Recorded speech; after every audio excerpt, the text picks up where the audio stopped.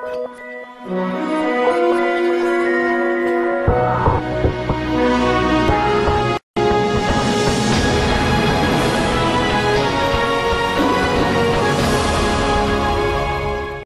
Back ناظرین. Doctor صاحب سے گفتگو کا سلسلہ جاری ہے. ڈاکٹر صاحب ہیلتھ کے بارے میں بات کر رہے تھے, ایجوکیشن کے بارے میں بھی ان سے پوچھیں گے. ڈاکٹر صاحب جہاں سے سلسلہ ٹوٹا تھا وہیں سے شروع کریں. جی میں نے گزارش کی ہے کہ ہیلتھ میں چیف منسٹر کی ترجیح ہے.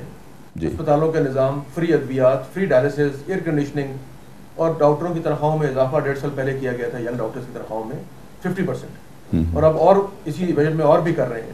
تعلیم کے لیے ہم نے انڈومنٹ فنڈ قائم کیا ہے, وہ تقریباً 4 بلین کا ہے. غریب بچوں کے لیے جن کا کوئی سہارا نہیں ہے, یعنی یتیم بچوں کے لیے, غریب بچوں کے لیے دانش اسکول قائم کیے گئے ہیں جن کا معیار ایشین کالج کا ہے, اور بچے وہ ہیں جن کے والدین نہیں ہیں یا جن کی تنخواہ 5,000 پر منتھ سے کم ہے. تو یہ جو ہیلتھ اور ایجوکیشن ہماری پرائورٹی ہے. اس کے علاوہ 35 ڈپارٹمنٹس ہیں جن کو ری ویمپ کیا ہے, جن میں ہم نے فنڈنگ کی ہے اور ان کو بہتر کیا ہے. اگر وقت اجازت دے گا تو ہم وہ سارا بیان کر لیں گے. لیکن میں نے آپ کو صرف یہ بتانے کی کوشش کر رہا ہوں کہ باقی صوبوں کے مقابلے میں ہماری گورننس اور یہ چیزیں بہت بہتر ہیں. کرپشن کنٹرول کیا ہے, تعلیم اور صحت کے لیے انقلابی اقدامات کیے ہیں, اور باقی محکموں میں بھی اپ لفٹنگ اور اپ گریڈنگ کی جا رہی ہے. اور اس میں ہمارا مقصد یہ ہے کہ عام آدمی جو ہے اسے انصاف مل جائے, اسے سہولت مل جائے اور وہ مشکلات کا شکار نہ ہو. اچھا ڈاکٹر صاحب, آج کل جو ایشو چل رہا ہے, گورنمنٹ ہمیشہ جب گورنمنٹ کے جانے کی باتیں آتی ہیں یا گورنمنٹ کے پاس ووٹ پورے نہیں ہوتے, پارلیمنٹ میں اس کی حیثیت تھوڑی کمزور ہو جاتی ہے, تو وہ کبھی ایک سیاسی پارٹی کو ناراض کر کے دوسری پارٹی کی طرف, پھر تیسری پارٹی کی طرف, پھر چوتھی پارٹی کی طرف. اب آپ دیکھ رہے ہیں صورتحال جو ہے کہ جی پاکستان مسلم لیگ کاف جو ہے وہ سہارا بننے جا رہی ہے پیپلز پارٹی کا. یہ حکومت بچانے کے لیے سارا سلسلہ ہو رہا ہے یا کہ قوم کے لیے بھی کچھ ہوگا اس میں؟ دیکھیں, پہلی بات تو آپ نے سوال کا جواب آپ نے دے دی ہے کہ حکومتیں جو اپنی ٹینیور پورے کرنے والی ہوتی ہیں تو وہ ان کی جو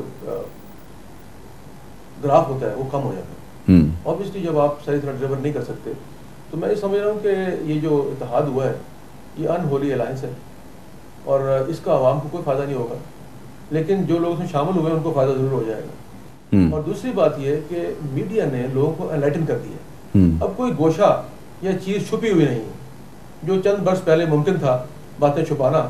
اب تو میڈیا جو ہے اس کے پاس ہر انفارمیشن ہے, وہ انفارمیشن پہلے بریک کرتا ہے اور اس کو عوام کو انلائٹن کرتا ہے. تو اس سلسلے میں تو میرا خیال میں میڈیا اپنا بہترین رول پلے کر رہا ہے. وہ لوگوں کو بتا رہا ہے کہ یہ اتحاد کیوں بن رہے ہیں, کیسے بن رہے ہیں, ان کی بیک گراؤنڈ کیا ہے, ان کی تاریخ کیا ہے, اور انہوں نے کیا نعرے لگائے تھے, کس طرح ایک دوسرے سے دست و گریبان تھے اور آج یہ شیر و شکر ہیں. تو یہ ایک بندر بانٹ ہوئی ہے جس کے نتائج ملک کے حق میں اچھے نہیں ہوں گے. اچھا ڈاکٹر صاحب, یہ مسلم لیگ نے کچھ جو سینئرز رہنما تھے پرانے, جس میں پیر پگاڑا صاحب بھی تھے اور کچھ اور سینئر رہنما, انہوں نے کوشش کی کہ مسلم لیگ اکٹھی ہو جائے. کیا مسلم لیگ کے اکٹھا نہ ہونے کا فائدہ پیپلز پارٹی نے نہیں اٹھایا؟ دیکھیں, پہلی بات تو یہ کہ نواز شریف صاحب نے 3 سال پہلے اعلان کیا تھا کہ اقتدار نہیں اقدار, ویلیوز. اب آپ اس وقت دیکھیے کہ پورے ملک میں نواز شریف صاحب واحد سیاستدان ہیں جو ویلیوز کی بات کر رہے ہیں, اس پہ عمل کر رہے ہیں. باقی تمام لیڈرز وہ ہیں یا تمام پارٹیاں وہ ہیں جو کبھی اقتدار میں جا رہی ہیں, کبھی آ رہی ہیں. نواز شریف صاحب جو ہیں اگر وہ چاہتے, جیسے آپ نے خود پہلے کہا, تو وہ فوج کے ساتھ مل کے یا کسی اور کے ساتھ مل کے زرداری صاحب کو رخصت کر سکتے تھے, لیکن انہوں نے یہ کام نہیں کیا. اور بلکہ ایک دن تو یہ آ گیا تھا کہ لوگ کہہ رہے تھے کہ رخصتی میں, زرداری صاحب کی رخصتی میں صرف جو رکاوٹ ہے وہ نواز شریف صاحب ہے. لیکن وہ زرداری صاحب کے لیے نہیں تھے, وہ نظام کے لیے تھے. وہ کہہ رہے تھے کہ جناب اگر نظام اس کی اجازت دے گا, 2/3 میجورٹی ہوگی تو ہم اس کو. لیکن پنجاب میں اس کے برعکس آپ نے یونیفیکیشن بلاک کو ایکسیپٹ کیا. نہیں, دیکھیں پہلی بات یہ کہ جمہوریت میں اگر تو آپ کو سپورٹ کر رہا ہے تو آپ اس کو ریجیکٹ نہیں کر سکتے. نہیں, لیکن وہ کاف لیگ کے ساتھ بھی تو آپ کر سکتے تھے نا بارگین. نہیں, کاف لیگ کو اس لیے نہیں کیا کہ ٹرن کورٹ جو ہیں, جنہوں نے وفاداریاں تبدیل کی تھیں, جنہوں نے اس ملک کا حلیہ بگاڑا ہے, جنہوں نے عامر کا ساتھ دیا ہے, جنہوں نے لوگوں کو دھوکہ دیا ہے, نواز شریف صاحب کا یہ موقف تھا کہ ہم ان لوگوں کو قبول نہیں کریں گے. اور جو یونیفیکیشن بلاک کے لوگ ہیں, جب انہوں نے حمایت کا اعلان کیا تو گورنر راج میں آپ دیکھ لیں, انہیں ہر طرح کی آفر کی گئی تھی, ان کو کروڑوں روپیہ بھی دیا گیا تھا, اور صرف ایک ایم پی اے جو تھیں وہ خریدی جا سکی تھی. اور باقی تمام وہ لوگ اپنے موقف پہ قائم رہے, انہوں نے سپورٹ کیا, جس کی وجہ سے انہوں نے اپنے آپ کو کریڈیبل کیا. تو ڈاکٹر صاحب یہ اگر کل چھوڑ کے چلے جاتے ہیں، جیسے ان کی حکومت بن گئی وفاق میں، تو پنجاب میں جب یہ آپ کو ڈسٹرب کریں گے تو پھر آپ کیا کریں گے؟ دیکھیں پہلی بات تو یہ ہے کہ جو بھی سازشیں ہوئی ہیں، جیسے ہم نے وفاق میں اپنے وزیر بلا لیے، صوبے سے ان کے وزیر نکال دیے، لیکن ہم نے ان کی حکومت کو ڈسٹیبلائز اس لیے نہیں کیا کہ حق حکمرانی ان کے پاس تھا، کیونکہ زیادہ سیٹیں ان کے پاس تھیں. تو یہاں بھی حق حکمرانی پنجاب میں مسلم لیگ نون کے پاس ہے. تو میں سمجھتا ہوں کہ یہ جو مینڈیٹ ہے یہ تسلیم کیا جانا چاہیے. جیسے گیلانی صاحب نے کل کہا ہے کہ ہم اس کو ڈسٹیبلائز نہیں کریں گے، اصولی طور پر تو یہی ہونا چاہیے، لیکن جو رویہ تھا وفاقی حکومت کا اور پیپلز پارٹی کا، نہیں، کیا گیلانی صاحب کی بات پہ آپ اعتماد کرتے ہیں؟ کیونکہ پہلے جو کچھ انہوں نے کبھی کہا ہے اس پہ تو کبھی پورا نہیں. یہی گزارش کر رہا ہوں کہ 2 سال میں ان کا رویہ ان کی باتوں کے برعکس تھا، اس لیے ہم اس کے لیے تیاری کر کے بیٹھے ہوتے. تو پھر آپ یونیفیکیشن بلاک کو وزارتیں کیوں نہیں دیتے؟ نہیں دیکھیں، وہ تو خود وزارتیں لینے کو تیار نہیں ہیں. جب ان کے ڈاکٹر طاہر جاوید صاحب نے خود کہا ہے کہ جناب ہمیں وزارتیں نہیں چاہیے، ہم اصولی طور پر سپورٹ کر رہے ہیں، میجورٹی کے حکومت مسلم لیگ نون کی ہے، ہم اس حکومت کا حق تسلیم کرتے ہیں، انہیں قائم رکھنا چاہتے ہیں، انہیں ہم سپورٹ کر رہے ہیں، اور جب اگلا الیکشن آئے گا تو ہم ان کے ساتھ ان کی سیٹوں پہ الیکشن لڑیں گے. اچھا ڈاکٹر صاحب، عوام میں یہ تاثر کیوں ابھرتا ہے بار بار کہ جب بھی کوئی ایشو سر اٹھاتا ہے تو آپ کی قیادت ملک سے باہر ہوتی ہے یا چلی جاتی ہے؟ نہیں دیکھیں، یہ بھی یا پھر یہ اتفاق ہے؟ نہیں، کوئی دیکھیں پہلی بات تو یہ ہے کہ یہ وہ قیادت ہے جو 4 سال ایگزائل میں رہی ہے، 5 سال. تو انہیں تو باہر رہنے کا شوق نہیں ہے، وہ تو ملک واپس آنے کے لیے تڑپتے رہے ہیں اور واپس آئے ہیں. اب اگر کوئی آدمی بیمار ہو جائے یا کسی کے گھر کے لوگ بیمار ہو جائیں تو اس کو حق حاصل ہے کہ وہ اپنے اہل خانہ کے علاج کے لیے، اپنے علاج کے لیے باہر جا سکتا ہے. تو اس میں، اور دوسری بات یہ ہے کہ باہر جانے کا کیا فائدہ ہے اس کو؟ اگر جب وہ اس ملک کا ایک بہت بڑے لیڈر ہے تو انہیں تو ایشوز فیس کرنے ہیں، انہیں طے کرنا ہے. اور آپ یہ دیکھیں کہ پاکستان کی 64 سال کی تاریخ میں اگر کسی شخص نے ڈیلیور کیا ہے تو وہ نواز شریف ہے. موٹر وے اس نے بنایا ہے، گوادر پورٹ اس نے بنائی ہے، ایئرپورٹس جو ہیں پورے ملک کے اس نے ڈیولپ کیے ہیں، اور وہ تمام منصوبے جو زمین پر موجود ہیں وہ صرف نواز شریف صاحب کی حکومت میں ہی ہوئے ہیں. یہ جو دہشت گردی کی جنگ ہے، امریکہ کی جنگ تھی، ہماری جنگ کیسے بن گئی؟ اب تو یہ بن چکی ہے، اس کو تسلیم کریں یا نہ کریں. نہیں بالکل، ہم نے بڑا زور لگا کے اس کو اپنے علاقے میں لے آئے اور ہمارے گلے میں یہ آ گئی ہے.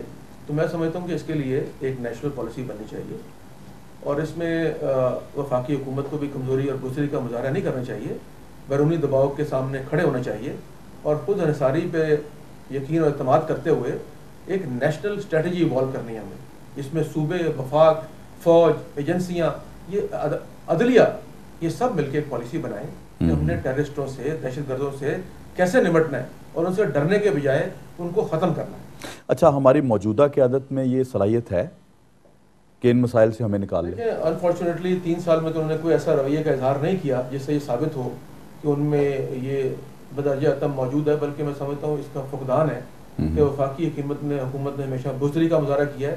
اور اب تو دنیا کی بڑی بڑی کتابیں آ گئی ہیں، جو آپ دیکھ لیں اوباماز وارز جو ہے، اور اس طرح کی بہت سی کتابیں اور جرنلسٹ اور رائٹرز نے لکھ دی ہے کہ جب ملاقاتیں ہوئی ہیں پریزیڈنٹ اوباما کی زرداری صاحب سے یا انٹیریئر منسٹر صاحب سے یا اور لوگوں سے، تو انہوں نے کوئی ہمارا جو کیس تھا پراپرلی پیش نہیں کیا، بلکہ بزدلی کا مظاہرہ کرتے ہوئے ان کے تمام فیصلوں سے اتفاق کیا ہے. یہاں پہ اتفاق کی بات ہے کہ شہباز شریف صاحب فرماتے ہیں کہ جو اسلام آباد میں گٹھ جوڑ ہو رہا ہے، جو اتحاد بننے جا رہا ہے، وہ عوام کو لوٹنے کی سازش ہو رہی ہے. تو جب آپ ان کے ساتھ حکومت میں پنجاب میں بھی رہے ہیں تو اس وقت بھی عوام کو تو لوٹا جا رہا تھا، اس وقت خاموشی کیوں تھی؟ دیکھیں جی، پہلی بات تو یہ ہے کہ وفاقی حکومت میں ہم 40 ڈیز ان کے ساتھ رہے ہیں، اور 40 دن میں جو لوٹ مار ہوئی ہے وہ آپ کے علم میں ہوگی کہ 40 دن میں تو حکومت کو ٹانگیں سیدھی کرنے کا موقع نہیں ملا تھا. لیکن جب انہوں نے بدعہدی کی تو ہم باہر آ گئے. اور پنجاب میں راجہ ریاض صاحب کے بیان، تو فرینڈلی اپوزیشن بھی تو ہوتی رہی نا جی. دیکھیں، ایک تو ہمارا جو کنسیپٹ ہے اپوزیشن کا اس ملک میں، وہ ذرا کلیئر کر لیں. جی ہم لوگ یہ سمجھتے ہیں کہ اپوزیشن صرف وہ ہے جو تبرہ دے، سڑک پہ آ جائے، پتھراؤ کرے، گھیراؤ جلاؤ کرے، وہ اپوزیشن ہے. اور اگر کوئی آدمی شرافت سے اپنا حق استعمال کرے، اعتراض کرے اور وہاں پر تنقید کرے، اس کو ہم قبول نہیں کرتے. ہمارا کلچر جو ہے وہ تو پنجابی میں بڑک کا کلچر ہے نا جی. تو ہم کہتے ہیں کہ جو بڑک مار رہا ہے وہی اپوزیشن لیڈر ہے. تو میں اس سے اختلاف کرتا ہوں. مسلم لیگ نون نے اپنا جمہوری حق پوری طرح استعمال کیا ہے. اسمبلی کے فلور پہ چودھری نثار صاحب اور دیگر رہنماؤں نے بڑا مضبوط موقف پیش کیا اپنی پارٹی کا بھی اور اپنے عوام کا بھی. اور پنجاب میں جو حکومت تھی 3 سال کی، اس میں تو راجہ ریاض صاحب کے بیان آپ سن لیں یا کارا صاحب کے بیان سن لیں، وہ تو یہ کہہ رہے تھے جناب کہ ہمارے پاس کوئی اختیار نہیں تھا. 3 سال کے بعد ان کو یاد آیا اور اگر ان کے پاس اختیار نہیں تھا تو بدعنوانی کیسے ہوئی ہوگی. تو اس لیے میں یہ سمجھتا ہوں کہ پنجاب میں تو جو گرفت تھی, جو انتظامی صلاحیتیں شہباز شریف صاحب میں تھیں, انہوں نے کرپشن نہیں ہونے دی. اچھا ڈاکٹر صاحب, جو حالات جا رہے ہیں تیزی سے, میں تو ابھی تک تو اللہ کرے کوئی بہتری کی صورت ہو, بہتری کی صورت کوئی سامنے نظر نہیں آ رہی, پتہ نہیں کہاں ہے وہ. ابھی آپ سے پوچھتا ہوں, میں سوال ہے کہ آپ کیا سمجھتے ہیں کہ یہ حالات پاکستان کو سپر پور سٹیٹ بنانے کی طرف تو نہیں لے کے جا رہے؟ لیکن جی پہلی بات تو یہ ہے کہ آپ کا اپنا ویو ہے, میرا اپنا ویو ہے. جی جی. میں تو ملک کے مستقبل سے مایوس نہیں ہوں جی. اور میرے دل میں ہر وقت یہ خواہش ہے کہ یہ امید بر آئے, جی بالکل, ملک بھی باعزت ملک بن جائے. بالکل. اور اس کے لیے ہم سب مل کے کام کریں. اور یہ جو روشنی کی رہنمائی کی کرنیں ہیں, یہ تو میڈیا نے دکھانی ہے عوام کو. جی. کہ اب آپ لوگوں کو مایوسی کے بجائے امید کی کرن دکھائیں, انہیں اس طرف لے جائیں جہاں قوم جو ہے وہ مایوسی سے نکلے اور نا امیدی سے نکلے. اور یہ ہمارا کام یہ ہے کہ ہم جو بری چیزیں ہیں وہ بھی دکھائیں ان کو, اور اس کے ساتھ اچھی چیزیں اور جذبے جو ہیں وہ بھی روشن کریں, تاکہ پاکستان کے لوگ خوشی کو جان سکیں اور سمجھ سکیں اور ملک کی ترقی میں محمد و معاون ثابت ہو سکیں. ڈاکٹر صاحب, نوجوانوں کے لیے کوئی میسج آپ دینا چاہیں؟ دیکھیں جی, نوجوانوں کے لیے تو میرا وہی میسج جو قائد اعظم کا میسج تھا, آپ نے بڑا خوبصورت کہہ دیا کہ ان کے لیے وہ 3 لفظ جو ہیں, یونٹی, فیتھ, ڈسپلن, یہ سب سے زیادہ ضروری ہے. اور اس پہ اگر وہ عمل کریں گے اور حکومتیں بھی اس پہ عمل کریں تو انشاءاللہ منزل دور نہیں ہے. ڈاکٹر صاحب, آپ کا بے حد شکریہ کہ آپ نے معاشرہ کے فورم پر ہمیں وقت دیا. ناظرین, ڈاکٹر صاحب سے بہت سی ہم نے گفتگو کی, ابھی بہت سے سوالات باقی ہیں, کسی اور موقع پہ کریں گے. تو فیصلہ آپ نے کرنا ہے, نوجوانوں کے مستقبل پہ سوالیہ نشان ہے لیکن امید کی کرن باقی ہے. میں اس شعر کے ساتھ ختم کرتا ہوں کہ چبھے تھے جس کے دل میں ہزار ہا کانٹے, وہ اپنی میز پہ تازہ گلاب رکھتا تھا. اپنے میزبان جواد شمسی کو اجازت دیجیے. اللہ حافظ.